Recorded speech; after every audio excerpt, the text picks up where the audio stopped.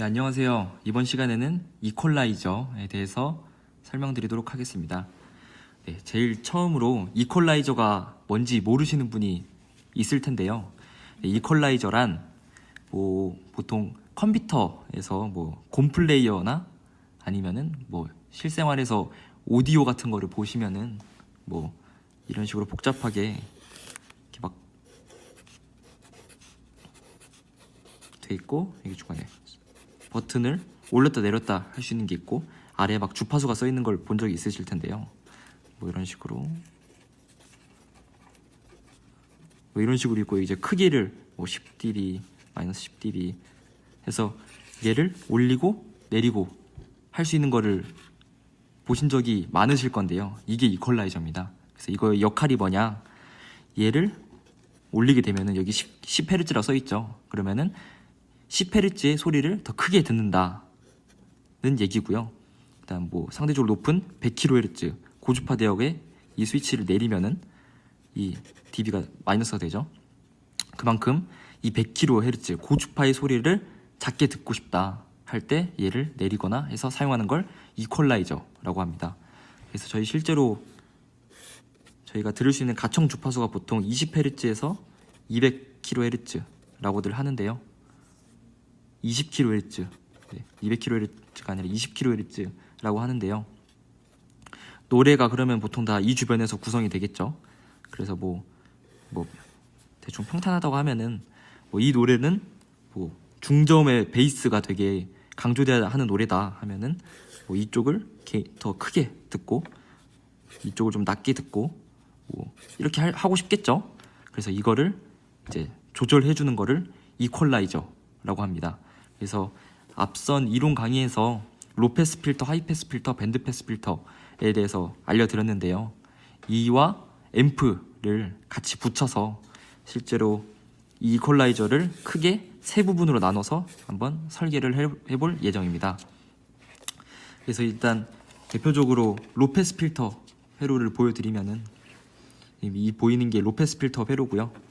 보시면은 여기 이 빨간색 로패스 필터라고 나타나는 부분이 저항과 캡을 통해서 앞서 배운 로패스 필터를 구성해 놨죠. 그 외에 이제 회로들을 설명드릴 건데, 제일 처음으로 인풋 쪽에 보면은 이 50ohm과 이 V 사인을 통해서 시그널 제너레이터를 모델링 했고요. 그 다음에 1kΩ 앞단에 마이크 아웃풋 임피던스를 가정해서 1kΩ을 달아놨고요. 신호가 와서 이 BJT의 베이스로 들어가서 컬렉터로 나오는 커먼 에미터 앰프를 구성해 놨습니다. 이 커먼 에미터 앰프는 이 들어오는 소리를 키워주기 위함이고요. 그 뒤에는 그 뒷단에 저항 같은 게 있기 때문에 여기는 이제 그걸 드라이빙 해줄 수 있는 커먼 컬렉터 앰프를 구성했습니다. 그래서 베이스로 들어가서 에미터로 신호가 나오고요. 그 뒤에 이제 필터를 만나서 이 로패스 필터 같은 경우는 저주파만 통과해주고 고주파 신호는 낮춰주게 되겠죠. 그리고 쭉 와서 마지막으로 베이스로 신호가 들어가서 컬렉터로 나오는 커먼 에미터에서 신호를 또 키워주는 마지막 단으로 구성했습니다. 그리고 이쪽에 보시면 커런트 미러를 통해서 각각이 바이어스를 잡아줬고요. 또 세세하게 설명드리면은 이쪽 로패스 필터 보시면은 이쪽에 저항이 하나 달려 있는데요. 이 저항을 단 이유가 이 앞쪽에 보시면 캡으로 이 가운데 노드가 플로팅 돼 있습니다. 플로팅이 뭐냐, DC적으로 바이어스가 아예 안 잡혀 있는 상태인데요. 그렇게 되면 회로가 안정적으로 동작할 수 없기 때문에 여기 바이어스를 이 저항을 통해서 잡아준 겁니다. 그리고 이 마지막 단 앰프 보시면은 에미터 쪽에 저항이 하나 달려 있죠. 이 저항을 달아준 이유가 이 마지막 단 게인을 간단하게 설명드리면, 이 Q4의 1/GM 4분의 이 에미터 쪽의 저항 R2라고 하고요. 이 컬렉터 쪽 로드 저항을 RC라고 하겠습니다. 게인은 마이너스, 페이지가 180도 뒤집히죠. 라고 하면은 R2가 기본적으로 보통은 없었죠. 앞에서는 R2가 없으면은 게인이 GM4 RC가 될 건데요. R2가 생기게 되면 전체적으로 게인이 부모가 커지기 때문에 게인이 작아집니다.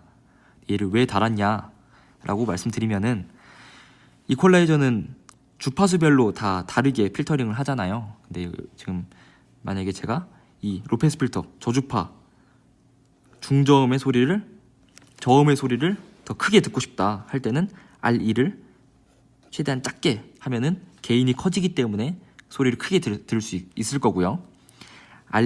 이 중저음 소리를 좀 약하게 듣고 싶다 할 때는 이 R2를 키워주면 이 게인의 분모가 커지게 되죠. 그래서 이 마지막 단 C 앰프의 게인이 작아지게 될 거고요. 결과적으로 이 로페스 저주파의 신호 크기가 작아져서 소리를 작게 들을 수 있을 겁니다.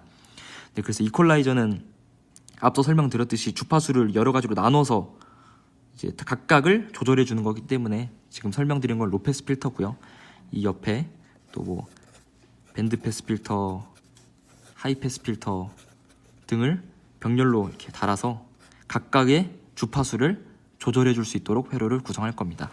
네, 그게 여기 보이는 회로고요. 보시면은 제일 위쪽에 로패스 필터, 가운데 밴드 패스 필터, 제일 아래는 하이 패스 필터로 총 3가지로 대역을 나눠서 구성했고요. 뭐 다른 회로들은 앞서와 거의 동일하게 구성했는데요. 여기서 하나 주의할 점이 이 마지막 단을 보시면은 커먼 에미터 앰프의 에미터 쪽에 가변저항이 달려있죠. 그래서 각각 가변저항을 통해서 이 주파수별로 게인을 조절할 수 있도록 구성한 거고요. 하나 주의할 점이 이 로드 쪽에 RC가 달려있는데 이 두 번째를 보시면 베이스로 들어가서 컬렉터로 나오는데 로드가 없죠. 이 로드가 이렇게 따라가 보면은 이 위쪽으로 연결되어 있습니다. 그래서 마지막도 동일하게 컬렉터 쪽을 보시면은 로드가 공유되어 있죠. 이렇게 한 이유가 각 패스를 따로 조절을 할 수 있는데 얘를 합쳐야 되죠. 그래서 이 로드를 공유해서 총 출력이 합쳐지게 했고요. 그래서 출력이 어떻게 나오냐 하면은 뭐 로패스 필터가 이렇게 있을 거고요. 제일 위에서 나오겠죠. 밴드 패스 필터가 있을 거고요. 제일 마지막엔 하이 패스 필터가 있겠죠. 그래서 이 신호들이 합쳐져서 로패스 필터, 밴드 패스 필터, 하이 패스 필터 이런 식으로 나오게 될 겁니다. 그래서 이 마지막 단을 통해서 이 크기들을 조절해 주게 되는데요. 뭐 제가 좀 중간 주파수의 소리를 크게 듣고 싶다 할 때는 뭐 상대적으로 위나 아래는 큰 값을 사용하면은 낮아질 거고 소리가 작아질 거고요. 여기 크기 저항을 작게 사용하면 이 밴드 패스 가운데 쪽만 소리가 키워지게 될 겁니다. 네, 그래서 주파수별로 마지막 단 디제너레이션 저항을 통해서 주파수별로 소리를 다르게 들을 수 있고요.